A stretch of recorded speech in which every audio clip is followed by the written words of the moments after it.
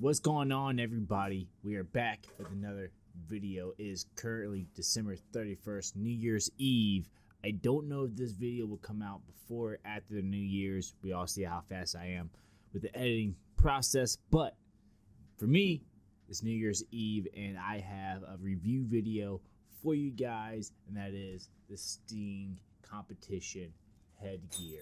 The headgear I had before, which was Title, it was USA approved, is what I used for my amateur boxing fights, was way past its prime, and it was not doing me any good really in the condition it was. So I got me new headgear. It was an early Christmas present for me, so I put it to the test. This is Sting IBA approved, meaning this is the competition grade, and since it's IBA approved, that oversees USA Boxing, is approved to be used worldwide. You see this brand a lot in the Olympics because of that, because you can use it worldwide. And let's just go into the specs of it and how I feel about it. I put it through the test, I sparred in it quite a bit, and I'm gonna let you guys know my thoughts on it. So first off, we don't have a hard plastic label right here like a lot of companies have, though it is on the back. You get that little plastic cover there, but that's fine on the back. I like it being more printed on the front, less risk to injury or tearing or ripping or ripping gloves or doing any type of damage. I like the more printed style. Also, this is real leather, not synthetic leather at all, and the inside of it is like this suede material which grips your face really good. I'm going to talk about that later in the review here, but the construction of it, really nice. We have the top part, no laces. This is all Velcro, and you can customize it to your fitting. I am a big advocate for the Velcro now. Before, I never had headgear that had Velcro up here. It was always laced, and I feel like lace is very old school. This is the way to go. Velcro adjustments. That's the future, baby. We also have the Velcro back, which makes getting in the headgear way easier, because usually, which you can still do it on this one, you go in from the bottom. Like, you undo the strap, go in through the bottom, and put it in that way. With this, it's so much easier to go through the back. That's how I get in and out of it. I just undo the Velcro in the back, and then I'm in within seconds. Seconds versus wrangling it to the top, putting the Velcro through the loop, which I can still do if I want to do that style, but this is so much easier, faster, and just I keep my adjustments where they are. I like that. I'm a big fan of that. The reason I went with this headgear versus anything else is because since I'm now a pro, I wanted to get close to not having headgear as close as possible, while also giving me protection, because I don't want to get brain damage from sparring. So I want protection, but I want to get as close to not wearing headgear. So I got the open face. I feel like my goal intentionally was something that is much smaller than the headgear I had, so it's closer to no headgear. I feel like that, to be honest, unfortunately, it doesn't, to me, like, it's slightly smaller than my old headgear. I feel like on camera, it actually looks smaller than what it is in person. I feel like I'm not losing as much cushion as I want it from my old headgear, but on camera, it actually kind of looks like it.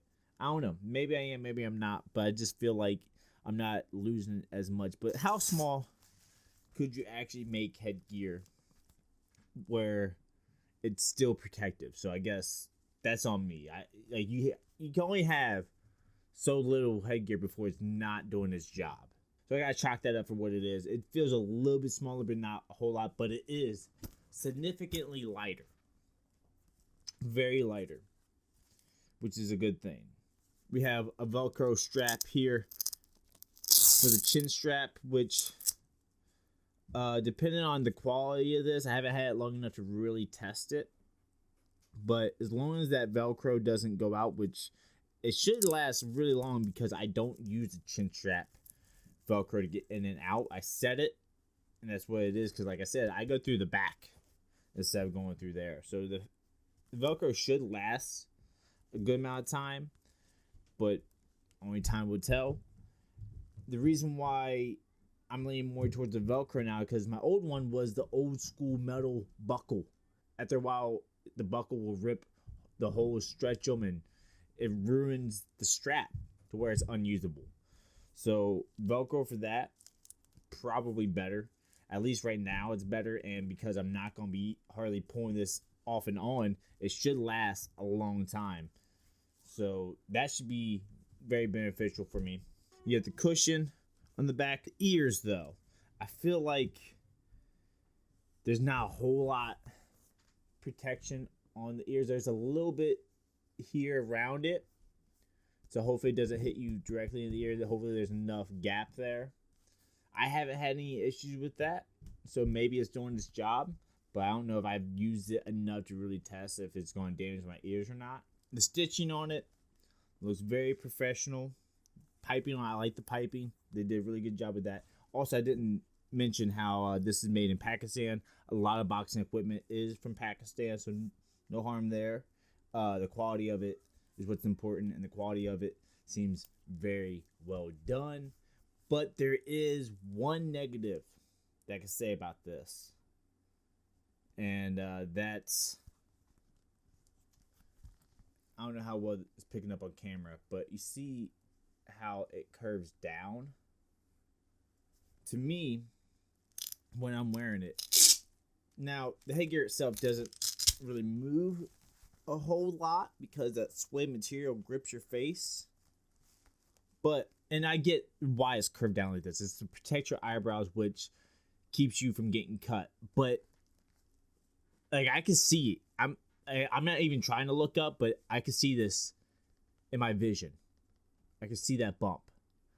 And the whole purpose of the open face is so that my vision isn't getting blocked. Now, this isn't really blocking my vision unless I'm looking down like that. It does, which you're supposed to have your chin tucked. It is blocking my vision a little bit. And every time I was sparring, I felt the need to use my thumbs. Like, I'd be in high guard, and I was pushing up like that every time because it's blocking my vision.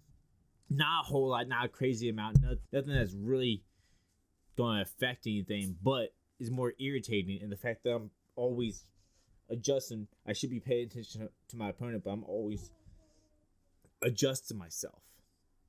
That's just me. I know why it's like that, but I've never had a headgear that curved down like that, and it kind of bothers my vision a little bit.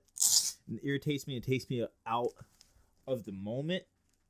But if that's the only negative thing I have, and it's a minor negative thing, I gotta give this thing a pass. It's probably the best headgear I've ever owned, and it's the most expensive headgear that I've ever owned. On top of that, it does run for $160, so it's a little pricey, but you get what you pay for sometimes, a lot of the time.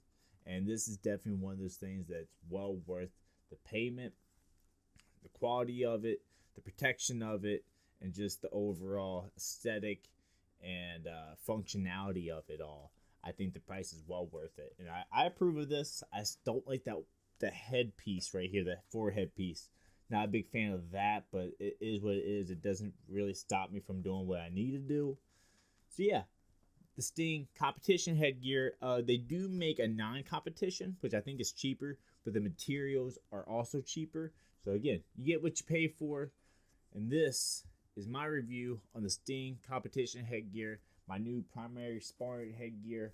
And maybe I do like a up-to-date version of this review, let you guys know what I think.